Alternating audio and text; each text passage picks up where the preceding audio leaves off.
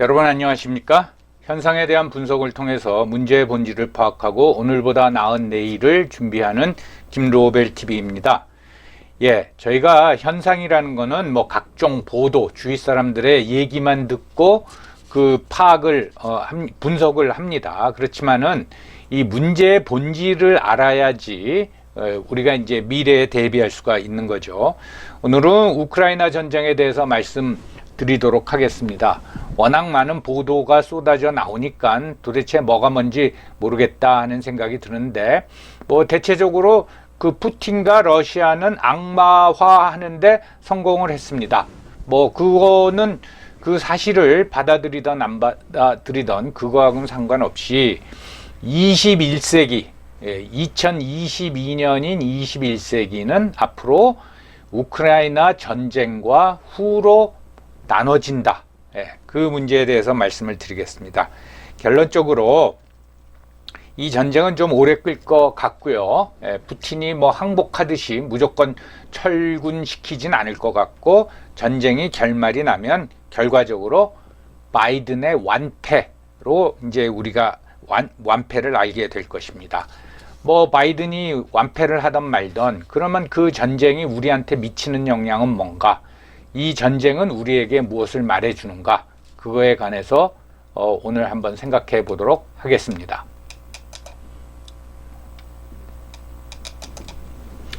2차 세계대전이 20세기의 변곡점이 되었듯이 이번 우크라이나 전쟁은 21세기의 변곡점이 될 겁니다. 이제 전쟁이 시작한 지 한 달 반 정도 됐는데, 먼저 그 우크라이나 전쟁은 전장 자체가 유럽이죠. 유럽. 그리고 우크라이나. 이건 이제 동가와 유럽의 어떤 완충지대입니다. 그러니까 유럽 사람들, 말하자면 영국, 독일, 그 프랑스 사람들한테 러시아가 유럽이냐? 그러면은 유럽이라고 하겠지만은 그 게르만족들은, 또 앵글로색슨들은, 특히 게르만족들은 러시아 슬라브족을 유럽으로 치지 않습니다. 그래서 이제 우크라이나가 완충지대 역할을 했는데 여기서 이제 전쟁이 일어난 겁니다. 그래서 굉장히 이제 심각한 상황이죠. 당사자는 그 러시아의 푸틴, 왜 일으켰느냐? 그건 분석이 많으니까 여러분들 찾아보시면 될 거고요. 그 다음에 이제 저는 미국의 바이든이라고 생각합니다. 왜냐하면, 또는 미국의 민주당 정부라고 생각하는데, 왜냐하면 트럼프가 계속 있었으면 이 전쟁은 안 일어났을 겁니다. 그런데 민주당 바이든이 집권하고 나서 이 전쟁이 일어났죠. 그런데 당사자는 사실 미국의 바이든하고 러시아 푸틴이다. 그러면 우크라이나의 젤렌스키는 뭐냐? 이게 전쟁 대행을 하고 있는 겁니다. 그래서 희생을 당하는 거죠. 그건 조금 이따가 좀 또 설명을 드리겠습니다. 그래서 결국은 희생양입니다. 그래서 뮤지컬 그 아르헨티나의 영부인이었던 에바 페론을 기리는 뮤지컬 에비타라고 있지 않습니까? 거기에 이제 주제곡이 Don't Cry For Me 아르헨티나인데, 미안하지만은 이번 전쟁은 Don't Cry For Me 우크라이나이 될 것 같습니다. 이 시점도 절묘합니다. 그러니까 20세기 들어와 가지고 어떤 전 세계에 퍼져 있던 잠재적 모순이 있었는데, 이 전쟁으로 인해서 이게 이제 극대화되면서 수면 위로 부상을 한 겁니다. 그래서 이건 전 세계에 지금 영향을 미치고 있고, 결국은 이 전쟁으로 미국과 유럽의 이제 허상이 다 드러나서 새로운 질서의 형성이 불가피해졌다. 이제 그런 말씀을 드리는 거죠. 그러니까 잠재적 모순이 극대화된 시점이라는 거에서 뭔가 이제 터져야 되는데, 요전 영상에서도 제가 촉발 요인으로 두 개를 들지 않았습니까? 하나는 코로나 사태고, 두 번째는 우크라이나 전쟁이다. 그러니까 이렇게 밑에 이제 그 복잡한데, 이 두 사건으로 결국 그 모순이 수면 위로 폭발적으로 이제 드러나게 된 거죠. 그래서 이 전쟁이 미치광이 푸틴이 야욕에 의해서 전쟁을 일으켰다, 그렇게 보시면 안 되고, 우리가 이제 흔히 1차 세계대전 때 사라예보의 총소리 해가지고 슬라브 민족주의자 청년이 그 사라예보를 방문한 오스트리아 황태손을 저격해서 거기서 이제 전쟁이 일어났다 하는데, 그 전에 이미 게르만과 범게르만과 범슬라브족의 충돌이 있었고, 또 하나는 1위 영국과 그 패권에 도전하는 2위 독일의 어떤 그 갈등이 있었던 거죠. 이것이 그 사라예보의 어떤 총소리로 촉발이 돼서 1차 세계대전이 일어났다. 그렇게 이제 보시면 될 것 같습니다. 그래서 결국은 이 전쟁이 끝나고 나면은 앞으로 10년 새로운 질서, 그러니까 우크라이나 전쟁 전에 어떤 질서와는 다른 새로운 질서를 형성하는 시기가 될 거고, 그러면 전 세계가 혼란을 겪을 수밖에 없다. 그렇게 말씀드리겠습니다. 이 전쟁을 단순히 그 친서방화되는 어떤 우크라이나, 완충지대 역할을 했던 우크라이나가 나토에 가입하려고 그러니까 그것을 막으려고 푸틴이 전쟁을 일으켰다라고 이제 보시면 안 되고요. 먼저 요게 이제 유럽 지도입니다, 여러분들. 유럽 하면 굉장히 넓게 돼 있는데 러시아를 유럽으로 보느냐, 그건 좀 의견들이 틀리죠. 저 러시아 빼고 그다음에 유럽 본토라 그러죠. 유럽 본토. 그리고 영국하고 이 스칸디나비아 반도 빼고 그러면 유럽이란 대륙이 그렇게 넓은 대륙이 아닙니다. 근데 거기에 무려 50개국이나 있죠. 뭐 물론 거기에는 조그만 동네 같은 바티칸 시국도 있고 도시국가 같은 것도 있는데 50개국이 있습니다. 여기 촘촘히 국경을 맞대고 50개국이 여기서 사는 거예요. 그 인구가 그 러시아하고 터키 빼고 6억 명입니다. 그리고 IMF가 선정한 선진국 39개국이 있는데 그 중에 27개국이 여기에 모여 살고 있는 거예요. 굉장히 밀집되고 번영된데 그 옆에서 전쟁이 터진 거죠. 그래서 이거는 2차 세계대전 이후에 최대의 위기가 될 가능성이 크고, 이것이 그 무슨 뭐 1962년에 일어났던 쿠바 미사일 위기랑 비슷하다 그러는데 그거보다도 성격이 또 틀립니다. 이 시기와 공간에 있어서 유럽에서 이 본토에서 전쟁이 일어났다라는 거, 그리고 핵무기를 가진 러시아가 전쟁 당사국이라는 거, 이게 어떤 영향을 미칠지 모릅니다. 사실은 무슨 유럽의 나토라고 돼 있지만은 어떤 군사동맹 조약기구가 있지만은 그 전력은 미국을 빼면은 사실 별 볼 일 없습니다.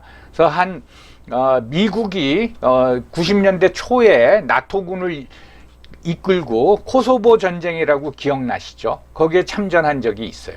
그래서 거기에 참전했던 미군 장성이 통탄을 했습니다. 이 미국을 제외한 나토군은 이건 완전히 우리말로 표현하면 당나라 군대라는 거죠. 그래서 사실 어떤 방위력은 형편이 없습니다. 근데 거기서 이제 전쟁이 일어난 겁니다. 그렇기 때문에 이거는 그 미치는 영향이 전 세계적인데, 우리가 직접 경험한 6.25 전쟁, 베트남 전쟁, 또는 90년대 초 소련이 해체되고 유고슬라비아가 해체되는 과정에서 벌어진 내전, 그리고 이스라엘과 아랍 국가들 사이의 중동 전쟁, 아프가니스탄 전쟁과는 성격이 완전히 틀립니다. 여러분, 요 좁은 데서 6억 명이 50개국에서 몰려 사는데 우크라이나에서 전쟁이 일어났다, 그 말씀입니다. 그래서 좀 이 본토에서 일어났기 때문에 입장이 좀 틀린 게, 좀 떨어져 있는 영국, 그 다음에 이 스칸디나비아 3국, 거기는 이제 조금 자기네랑 관련이 없다, 영향을 덜 받는다 라는 생각을 가질 수도 있겠죠. 그래서 여러분 아시겠지만은 스웨덴 같은 국가는 1, 2차 세계대전 때 다 중립을 지키지 않았습니까? 그 다음에 스페인도 그렇고요. 좀 떨어져 있으니까. 근데 이거는 자원 문제가 걸려 있기 때문에 그때하고도 또 상황이 틀립니다. 자, 전황은 뭐 속속히 들어오는데 우리나라 언론 매체가 그런 이제 보도에 거의 뭐 100%를 그 미국과 영국 매체에 의존하고 있기 때문에 그것이 뭐 정확하다고 볼 수는 없습니다. 그러니까 얼마 전까지만 하더라도 보면은 뭐 러시아군이 완전히 무기도 버리고 다 도망가고 패퇴하고 있는 것처럼 보이는데, 분명한 사실은 러시아군이 대략 우크라이나 영토의 한 3분의 1 내지 4분의 1을 점령하고 있는 거는 확실합니다. 주로 이제 러시아랑 국경이 완전히 접해 있는 서부, 동부하고 그다음에 이제 요즘 많이 나오는 그 남부, 이 지역은 점령하고 있는 건 확실하죠. 그래서 어떤 가짜 뉴스하고 정보, 상대가 서로 퍼뜨리는 난무하기 때문에 그 대부분은 이제 푸틴을 악마화시키고, 뭐 푸틴이 뭐 암살 위협이 있다, 뭐 병에 걸렸다, 군인들이 뭐 다 제거당할지 모른다. 근데 그거는 다 믿을 바가 못 되고요. 최근 들어서 서방 매체의 관심이 급속히 저하되고 있습니다. 그렇기 때문에 이걸 우리가 이제 그 전에 들어오는 전황 뉴스는 우리가 새겨들어야 할 거고, 구체적으로 말씀드리면 뭐 부창과 거기서 발생한 그 양민 학살, 러시아군의 양민 학살, 뒤로 뭐 팔을 묶고 학살했다. 저는 그건 믿지 않습니다. 그런 바보 같은 짓을 할 이유가 전혀 없죠. 정말 양민 학살을 했다면 그걸 그냥 놔두고 가겠습니까? 어디 몰래 파묻거나 태워버렸겠죠. 아무튼 그래서 서방 매체의 관심도 급속히 그 저하가 됐습니다. 그리고 또 하나는 러시아는 목표를 달성할 때까지 이 전쟁을 지속할 거고, 뭐 러시아가 디폴트 당하고 경제가 폭망했다, 그것도 정확한 분석이 아닙니다. 그래서 식량과 에너지를 자급하는 나라가 그래서 무서운 겁니다. 여러분, 러시아 루블화가 전쟁이 일어나고 엄청나게 평가절하, 그러니까 환율이 치솟았다가 지금 전쟁 전후로 다시 회복했습니다. 이게 러시아 정부가 환율에 개입해가지고 될 수 있는 상황이 아닙니다. 그럼 왜 그렇게 됐느냐? 한 달도 안 돼가지고 어떻게 환율이 정상화됐느냐? 결국은 러시아가 에너지 사가려면 루블화로 사가라. 그러니까 러시아 에너지를 수입하는 국가가 루블화를 확보할 수밖에 없는 거죠. 루블화를 살 수밖에 없는 거죠. 그러니까 환율이 다시 이제 떨어진 겁니다. 그래서 이거는 제어할 수단이 없습니다. 거기다 또 핵 보유국이기 때문에 이걸 군사적으로 이제 제어할 수도 없는 거죠. 그리고 이제 젤렌스키는 국내적인 상황으로 결사항전을 할 수밖에 없죠. 젤렌스키가 어저께인가도 우리나라 국회에 영상으로 연설을 했는데, 뭐 유럽 각국, 무슨 미국 의회, 그리고 UN 총회 연설을 하는데 막 야단치잖아요. 지금 자기네 나라가 어떻게 될지 모르는 상황에서 막 야단치듯이 얘기를 합니다. 왜 그러겠습니까? 그럼 믿는 구석이 있는 거죠. 아니면은 유럽 국가들이나 영국, 미국이 젤렌스키한테 뭐 이렇게 약점 잡힌 게 있는 거죠. 그러니까 그걸 나토가 우리를 도와줄 수밖에 없다. 약점 잡힌 게 있어가지고 그런 믿는 구석. 그 다음에 이제 우크라이나 내부의 어떤 그 민족주의자들과 극우 세력의 압력, 이런 걸로 인해 가지고 뭐 항전을 할 수밖에 없는데, 저는 이건 뭐 젤렌스키가 대리전을 치르고 있다고 봅니다. 미국과 유럽은 그렇게 러시아를 비난하고 뭐 경제 제재를 간다 뭐 그러면서 사실 립 서비스만 하고 있는 거 아닙니까? 그 전쟁을 막는 방법은 간단합니다. 나토 군을 그 우크라이나 동부 지역에다가 주둔시켰으면은 이런 일은 안 일어납니다. 근데 그런 건 안 하고 립 서비스로만 뭐 무기를 대준다 어쩐다 하지만은, 뭐 얼마 전까지 무기를 공급한 게 한 10억 달러. 유럽 국가들하고 미국이 도와준 게 10억 달러. 그런데 EU 국가들이 에너지 값으로 러시아한테 지불한 돈이 한 400억 달러. 그래서 비난하는 거 아닙니까? 결국은 러시아 전비를 나토 국가들이 대주고 있다. 이런 이제 모순이 발생하고 있는데, 2014년 이제 마이단 혁명을 통해 가지고서는 그 우크라이나 시민 혁명이죠. 시민 혁명을 통해서 친러 정부를 붕괴시키고, 이제 친서방 정부가 들어섰죠. 그때서부터 이제 야, 너희 러시아하고 너희들 거리 둬라. 그러면 우리가 EU에도 가입시켜주고 나토에도 가입시켜 주겠다. 그렇게 이제 꼬신 거죠. 예. 그리고 실질적으로 그 안에서 나토 국가들이 뭐를 했는지 알 수가 없습니다. 군사훈련, 우크라이나 군인들 군사훈련 시킨 거는 분명한데 뭐를 했는지 모르는 거죠. 근데 막상 러시아가 침공해 오니까 하나도 도와주지 않는 거죠. 그냥 무기만 주는 거죠. 뭐 제블린 가지고 탱크를 몇 대 파괴했다 그러는데 뭐 제블린 가지고 전쟁을 이길 수가 있습니까? 이제 그런 문제가 있고, 전쟁이 종결되면은 미국의 위상은 추락되는 겁니다. 그래서 뭐 미국이 망한다라는 건 아니고 미국의 패권은 상당히 약화가 됩니다. 나토 국가들도 미국을 믿겠습니까? 예. 그리고 지금 보면은 이 영국, 앵글로색슨 계통, 그러니까 영국하고 미국만 그렇게 열을 내지 뭐 그 원유 수입하지 말아라, 가스 수입하지 말아라. 그래 독일은 수입해 오고 있지 않습니까? 한 EU 27개국 중에서 한 6개 나라가 그 에너지 의존도가 러시아에 대해서 굉장히 많기 때문에 수입 안 해올 수가 없습니다. 이렇게 이제 분열돼 있는 상황이다.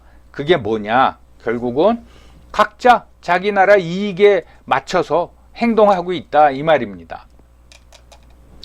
이 전쟁이 왜 예전 2차 세계대전 이후에 일어난 다른 전쟁하고 틀리느냐 하면은 이게 먼 나라 남의 일이 아닌 거죠. 뭐 우리 입장에서 보면 아프가니스탄 전쟁하고는 틀린 겁니다. 결국은 유럽 한복판에서 전쟁이 일어나니까 어떻게 됐습니까? 원유가를 비롯한 원자재 값이 고공행진을 하죠. 예, 거기에 따라서 우리가 1년에 수백억 달러의 추가 부담을 우리는 해야 된단 말이죠. 그러니까 외화 무역 수지가 이제 적자가 날 수밖에 없는 거죠. 이게 실질적으로 우리가 직접적인 지금 영향을 받고 있는 겁니다. 근데 또 한편으로는 일부 전문가는 뭐라고 분석하냐면은 그동안 원유가하고 원자재 값이 너무 쌌다라는 거예요. 그러니까 정상적인 인플레이션율 1년에 한 2%만 적용해도 원유가 같은 경우 지금 배럴당 144불이 됐어야 된다라는 거죠. 근데 미국이 패권을 가지고 억눌렀던 거죠. 원자재 값하고 원유 값을. 예, 근데 이게 전쟁으로 이게 터져 나온 겁니다. 거기다가 이제 식량난이 일어나죠. 뭐 아시겠지만 우크라이나는 곡창입니다. 다 평원이고 흔히 말해가지고 그 일대가 코카서스 지방이라고 그러죠. 흑토라 그럽니다. 예, 굉장히 토질이 좋은데 거기서 밀이나 보리를 많이 생산하는데 그게 이제 중단이 된 거죠. 그러니까 인플레이션이 일어나죠. 그래서 여러분들 언뜻 보도를 하지만 스리랑카는 뭐 물가가 너무 오르고 식량난 때문에 어떻게 됐습니까? 국가 부도 위기에 처하고 국가 비상사태를 선언하지 않았습니까? 또 페루에서도 인플레이션 때문에 시위가 일어나죠. 칠레에서도 일어났죠. 아프리카는 지금 당장 굶어 죽는 사람들이 나타나고 있다고 그러지 않습니까? 이게 결국은 이런 문제점이 잠재돼 있다가 우크라이나 전쟁으로 촉발이 되면서 이런 현상이 나타나는 겁니다. 이거는 미국도 예외가 아닙니다. 미국은 휘발유 값이 2배로 올라가가지고 지금 우리나라하고 똑같다는 거 아니에요. 그러니까 미국 사람들은 환장하는 거죠. 이런 이제 일이 일어났고, 그다음에 또 하나는 뭡니까? 우크라이나 난민. 참 이거 진짜 심각합니다. 3월 초 전쟁이 일어나고 뭐 한 열흘 됐을 적에 유엔이 집계했을 적에 우크라이나를 떠난 우크라이나 국민이 260만 명이라고 했습니다. 근데 최근에는 400만 명으로 추산하고 있어요. 그래서 260만 명이 어디로 갔냐? 그러면 폴란드 172만 명, 루마니아 8만 명, 슬로바키아 20만 명, 그 다음에 헝가리 25만 명, 몰도바 10만 명, 러시아 13만 명. 이 러시아는 뭐 러시아계 그 주민들이 갖겠죠. 이 몰도바는 우크라이나도 유럽에서 제일 못 사는 나라지만 진짜 못 사는 나라가 몰도바입니다. 바로 우크라이나 바로 밑에 있거든요. 그러니까 오죽하면은 그렇게 못 사는 지역으로까지 10만 명이 도망갈 수밖에 없었겠냐 이 말입니다. 자, 유럽 지도를 다시 한번 보시죠. 예. 이게 우크라이나죠. 여기 이제 우크라이나입니다. 이게 이제 우크라이나고 여기 러시아인데 그 위가 이제 벨라루시 또는 벨라루시, 예, 벨라루시고, 근데 폴란드죠. 폴란드, 루마니아, 그다음에 이제 몰도바 이렇게 있는데 그 주변으로 도망가는 거예요. 폴란드에는 지금 한 200만 명 정도가 피난민이죠. 난민이라고 할 수도 있고 있는 겁니다. 여러분 한번 생각해 보세요. 우리나라에 무슨 일이 일어나 가지고 뭐 중국이나 일본에서 200만 명의 난민이 들어왔다고 생각해 보세요. 우리가 이제 폴란드보다 잘 사는데 그거 감당할 수 있겠습니까? 그러니까 유럽 전체에 피해를 주고 있는 겁니다. 이게. 그래서 이러한 그러니까 어떻게 보면 우크라이나 국민들만 불쌍한 거죠. 대리전을 치르면서. 그래서 제가 외교적으로 이거 전쟁 발발을 작년서부터 그 푸틴이 위협을 가했으니까 그 전쟁 방발을 외교적으로 충분히 방지할 수 있었을 텐데 바이든 정권 또는 민주당 정권이 잘못했다라는 거예요. 근데 예를 들면은 저는 트럼프가 대통령이었으면 이거 막을 수 있었다고 생각을 합니다. 뭐 예를 들면 염려하지만 뭐 우크라이나가 나토에 뭘 가입을 해. 그냥 완충지대로 남겨놓을게. 이렇게 되는 거죠. 그럼 이렇게 되면은 이제 완전히 러시아가 손을 띄고 나가진 않을 겁니다. 뭐 괴뢰 정부까지는 안 세워도 요 동부 지역을 분리시켜 놓거나 이제 그러고 이제 철수를 하겠죠. 그 다음에는 그렇게 되면은 그 폴란드는 어떻게 생각하겠어요? 야, 다음엔 우리 차례로구나. 그런 걱정되죠. 루마니아도 마찬가지고. 여기 발틱 3국이라고 하는 라트비아, 리투아니아, 이 에스토니아 이 3국은 러시아하고 사이가 굉장히 안 좋습니다. 예, 자기네가 그 사회주의 정권이 들어서면서 소련이 병합을 시켰기 때문에. 근데 이제 국경을 맞대고 있잖아요. 그러니까 얼마나 겁이 나겠어요. 그러니까 이 전 유럽이 지금 후들거리고 있는 겁니다. 그래서 말씀드리지만은 한반도의 전쟁, 6.25 전쟁하고는 틀립니다. 지금 한반도의 전쟁이 일어난다면, 뭐 일어날 가능성은 저는 뭐 거의 없다고 봅니다. 일어난다면 무슨 일이 벌어지겠어요? 지금 우크라이나 전쟁 때문에 전쟁 당사자인 우크라이나에서 식량 수출을 제대로 못하고, 러시아의 그 에너지 때문에 그 원유가 가스값이 폭등을 하고 하는데 우리나라에서 전쟁이 일어난다면 우리나라가 메모리 칩의 70%를 우리가 공급하고 있습니다. 삼성전자가 한 45% 정도 공급하고 있고, 그 다음에 SK하이닉스가 한 25% 정도 공급하고 있는데, 제가 이제 정확히 기억하고 있다면 70%를 공급하고 있어요. 근데 거기서 전쟁이 일어나면은, 그러면 전 세계 그 전자제품 생산하는 공장은, 메모리 칩 가격이 2배, 3배로 뛰는 거죠. 전 세계 경제에 엄청난 타격을 주는 겁니다. 이제 세상이 그런 세상이 됐다라는 거죠. 예.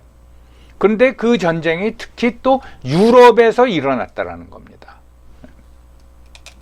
그러니까 이게 참 지도자를 선출하는 게 굉장히 중요한 게, 바이든은 뭐 나이도 많고 솔직히 말해서 뉴스를 통해서 우리가 많이 봤지만은 제대로 읽지도 못하고 제대로 말도 못하는 대통령입니다. 어떻게 저런 대통령을 뽑아놨을까? 그러니까 제가 세상이 이상하다라고 생각한 게, 미국이란 나라도 그런 사람을 대통령으로 뽑아놓고 이런 전쟁 발발을 유도하더라 이겁니다. 그래서 지도자를 선출하는 게 굉장히 중요하죠. 바이든은 너무 한심하니까 최근 들어서 민주당도 슬슬 바이든하고 거리를 두려고 하죠. 11월에 중간선거에서 아주 대참패를 하게 생겼으니까. 그래서 얼마 전 이 민주당 인사들을 초청한 백악관 뭐 일종의 파티가 있지 않았습니까? 백악관 주인이 대통령 바이든인데 오바마가 나타나니까 글로 다 둘러싸이고, 오바마는 그 파티 도중에 바이든한테 눈길 한번 안 주잖아요. 이미 버린 거죠, 바이든을. 이 전쟁을 지켜보면서 많이 배웠을 겁니다. 대부분은 뭐 한 9대 1로 러시아가 나쁜 놈이다. 그렇게 이제 생각들을 하죠. 당연하죠. 주권 국가를 침략한 거는 침공, 침략한 거는 그건 잘못된 겁니다. 그리고 젤렌스키도 어저께 국회에 화상연설을 하고 뭐 그렇게 많이 300명 중에 그걸 본 사람은 많지 않고 뭐 한 5, 60명이 본 것 같은데 우리나라한테 무기 지원을 이제 요청을 했습니다. 근데 우리가 무기 지원하겠어요? 무기 지원 못하죠. 다른 원조는 구호물자 같은 거는 뭐 보낼 수 있을지만은 못하는 거죠. 참 이걸 보면서 많은 사람들이 이제 그렇게 생각을 합니다. 안보에 대한 관심이 증가하고 보면은 얘기를 나눠보면 북한에 좀 우호적이었던 어떤 좌파 성향의 사람들도 이거 우리가 이제 국방력은 우리가 강화해야지 믿을 놈 아무도 없구나. 이제 그런 얘기들을 합니다. 우리는 뭐 무슨 일이 일어나면 어디 도망갈 데도 없죠. 그렇죠? 그 우크라이나는 뭐 폴란드, 루마니아, 헝가리로 도망가면 되지만 우리는 뭐 갈 데도 없지 않습니까? 그래서 어떤 안보의 중요성이 이제 재인식 되는 계기가 되는 것 같습니다. 그래서 해방 후에 이런 말이 있었다고 그러죠. 그러니까 뭐 믿을 놈 아무도 없다라는 거죠. 믿을 놈 아무도 없다. 그래서 해방 후에 일본 놈 일어선다. 소련 놈에게 속지 마라. 떼놈 되나온다. 그러니까 중국 사람. 그리고 미국 놈 믿지 마라. 조선아 정신 차려라. 이 말이 딱 맞는 거죠. 다행히 우리는 6.25 전쟁 때나 해방 직후 또는 구한말과 다르게 이제 국력도 굉장히 대단해졌고 그다음에 어떤 방위력도 굉장히 강해졌다고 생각합니다. 그게 다 이제 잘 살게 돼서 그렇게 된 거죠. 그런데 이제 그렇지 못한 우크라이나 같은 경우에는 어떤 자위력이 결여된 가운데 나토가 막연히 도와주겠지 했다가 이렇게 이제 당하는 거죠. 불쌍한 건 국민들입니다. 인구가 4천만 명인데 400만 명이 지금 도망갔다는 거 아니에요. 근데 그 도망간 400만 명이 대부분 누구겠어요? 전부 다 중산층 이상이고 엘리트들이죠. 그러니 뭐 그들이 전쟁 끝나면 돌아오긴 하겠지만은 결국은 잘못하면은 상층부가 우크라이나는 공동화 되는 겁니다. 그러면 국가 발전을 할 수가 없는 거죠. 이런 이제 안보에 대한 관심이 증가하면서 최근에 밝혀진 것 하나가 2021년 12월, 작년 12월에 미국 시카고에 있는 국제문제협의회에서 한국 여론조사 기관에 의뢰해가지고 설문조사한 게 있습니다. 이제 크게 보면은 우리나라 사람한테 물어본 거죠. 자체 핵무기 개발에 대해서 어떻게 생각하냐니까 찬성이 71% 나왔다라는 거예요. 이게 작년 12월인데 이제 전쟁 보고 나서 이거 진짜 뭐 중국도 핵무기 가지고 있고 북한도 가지고 있고 러시아도 가지고 있고 우리 이거 없으면 우리가 당해낼 수가 없겠구나. 그런 생각을 더 하게 되겠죠. 근데 이제 그렇게 물어보지 않고 또 선택으로 물어본 게 있습니다. 자체 핵무기 갖는 게 좋냐? 미국 핵무기를 우리나라에 배치하게 하는 게 좋냐? 그렇게 했더니 우리가 자체적으로 가져야 된다. 이 67%란 말이에요. 3분의 2가 여기에 찬성하고 아마 우크라이나 사태를 보면서 이 숫자가 더 늘어날 수가 있습니다. 미국 핵무기 배치, 핵우산 준다니까 그건 9%라는 거예요. 그거 어떻게 믿냐 이 얘기죠. 배치해놨다가 뭐 사용을 안 한다던가 다시 뺄 수가 있고 그럴 바에는 우리가 가져야 된다. 라고 한 게 작년 12월에 3분의 2가 되고 국민의 한 4분의 1 정도 24%는 핵무기를 왜 가져야 되냐 그런 생각을 가지고 있다고 합니다. 그래서 세계 질서는 바뀝니다. 전쟁이 종결되고 나면은 새로운 어떤 질서 형성을 위한 혼란스러운 시대가 된 거죠. 요 얘기하고 요전 영상에 피터 자이안이 말한 각자 도생의 세계하고 연관성이 있는 거 아닙니까? 그래서 여기에 우리가 잘 대비해야 되고 결국은 크게 보면은 미국과 유럽이 사이가 멀어지고 그 다음에 유럽도 EU에서 이미 영국은 탈퇴했습니다. 거기도 동유럽 쪽하고 서유럽 쪽하고 사이가 멀어지고 이런 식으로 되면 세계화는 뭐 완전히 끝난다기보다는 상당히 약화되는 거죠. 지금과 같은 세계화는 없어지는 거죠. 그래서 우리는 예, 수출에 의존해서 경제 발전을 하는 나라인데 우리는 어떻게 될 것이냐. 이런 이제 전략적인 마인드를 가져야 한다 이 말입니다. 그러니까 뭐 다시 말씀드리지만 미국의 패권이 약화되는 거지 뭐 미국이 망한다 그런 뜻은 아니지만 그런 상황 속에서 우리는 어떤 선택을 해야 되냐 이 말이죠. 우리의 경제적 이익하고 우리의 안보에 대한 위협하고 이게 서로 상충되는 부분이 있는데 거기서 우리는 어떤 선택을 해야 되냐. 참 개인도 이런 거 생각해야 되겠지만은 대통령을 비롯한 정치권 전체가 이 문제를 참 심각하게 생각하고 전략을 수립해야 되는데 그런 모습이 전혀 보이지 않아서 답답할 뿐입니다. 자, 이 간단한 문제가 아닙니다. 이제 이 전쟁이 끝나면은 새로운 21세기가 열린다고 우리는 각오를 해야 될 것 같습니다. 여러분 오늘도 경청해 주셔서 감사합니다.